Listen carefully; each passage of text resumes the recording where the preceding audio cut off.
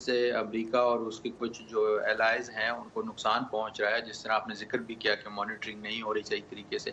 اور جس میں اب کچھ ایسی چیزیں تھیں جس میں ایرانی وائڈر بیہیویئر جو ریجن میں ہے اور خاص طور پہ جو ان کا مسل پروگرام ہے اس پہ بھی اس کو کور نہیں کیا گیا تھا، اور ان کو سامنے رکھتے ہوئے اب یہ کہا جا رہا ہے کہ اس کو ہم ریویو کرنا چاہتے ہیں۔ لیکن اور امریکہ کے تمام اتحادی چاہتے ہیں کہ امریکہ اس معاہدے میں رہے، روس اور چین سمیت جتنے بھی 5 اور 6 ملک ہیں وہ سب یہی چاہتے ہیں کہ امریکہ اس معاہدے کا حصہ رہے۔ تو اگر امریکہ نکل آتا ہے اس معاہدے سے تو اس کا ممکنہ طور پر جو صدر ٹرمپ کا فیصلہ ہوگا دنیا پر کیا اثر ہوگا، جو باقی تعلقات ہیں ان ملکوں کے آپس میں؟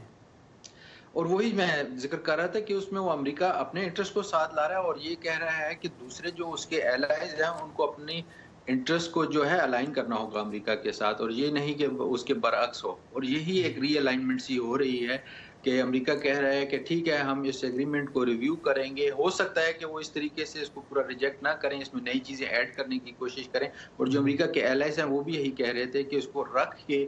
اپنے برقرار رکھا جائے ایگریمنٹ کو، اور پھر اس کے اندر جو کچھ چیزیں ہیں وہ ایڈ کی جائیں یا ریویو کیا جائے۔ ایران کو obviously یہ چیز ایکسیپٹیبل نہیں تھی، لیکن امریکن فورن پالیسی میں یہ چینج ہے کہ وہ ایک قسم کی نئی جو ڈاکٹرن ہے وہ یہ کہہ رہا ہے کہ وہ امریکہ کے جو ایلائز ہیں ان کو امریکہ کے انٹرسٹ کے ساتھ اپنے انٹرسٹ کو الائن کرنا ہوگا۔ اگر روس کی بات کریں اس سلسلے میں تو روس نے کہا ہے کہ وہ ایران کے ساتھ مل کر امریکی پابندیوں کا سامنا کرے گا۔ روس کے ایک اعلیٰ عہدیدار نے کہا کہ ایکسس آف ریزسٹنس سامنے آئے گی،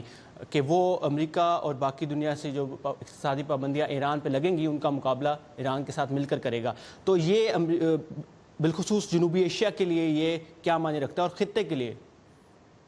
جی، ایک چیز ایوالو ہو رہی ہے اور اس میں ہمیں یہ سامنے رکھنا ہوگا کہ ٹھیک ہے اس وقت بات تو نیوکلیر ڈیل کی ہو رہی ہے، جوہری پروگرام کی ہو رہی ہے، لیکن جس حالات میں وہ ہو رہی ہے اس وقت جو مشرق وسطیٰ کے حالات ہیں اس کو ہمیں مد نظر رکھنا ہوگا، اور اس کے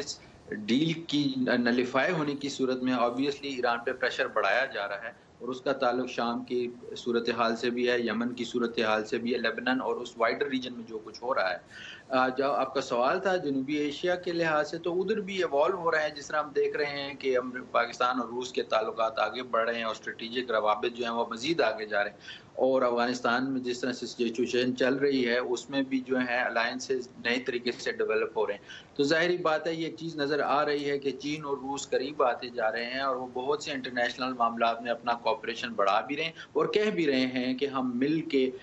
جو ایک رجحان دیکھ رہے جا رہا ہے، جو ان کی پرسیپشن میں ہے کہ امریکہ ایک گلوبلسٹ